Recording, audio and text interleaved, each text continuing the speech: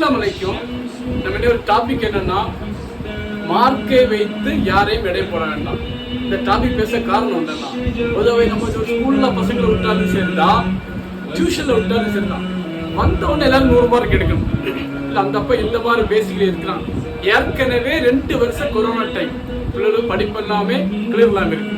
ஏன்னா இது நான் மனவர்த்தத்தோடு சொல்ல காரணம் இருக்கு. இப்ப எல்லாருமே என்ன பாக்குறாங்க, மகனை டியூஷன் விட்டவன சரி, இப்ப ஸ்கூல்ல நிறைய ஸ்கூல்ல தான் நடந்துட்டு இருக்கு, விட்டவன 100 மார்க் எடுக்கணும். ஏன்னா யாருக்குமே பேசிக் இல்லை.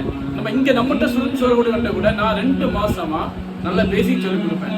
மல்டிப்ளை தெரியல, டிவைடு தெரியல, பிளஸ் தெரியல, மைனஸ் தெரியல, ஒண்ணுமே தெரியாம வந்த உடனே எல்லாத்தையும் மனப்பாடம் பண்ணி கொடுத்து 100 எடுத்து வேஸ்ட்.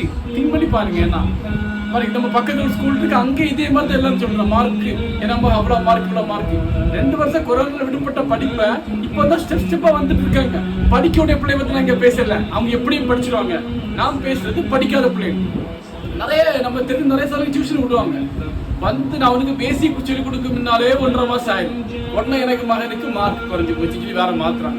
நான் சொல்லி கொடுக்குறேன், முதல்ல பேசிக் 1 மாசம் சொல்லி கொடுத்து அதை கிளியர் பண்ணி எடுத்து வந்த உடனே பொதுவாக நான் சொல்லட்டுமா, எங்கிட்ட அவருடைய அவ்வளோ ஸ்டூடெண்ட்ஸ் வீக் ஸ்டூடெண்ட்ஸ் தான்.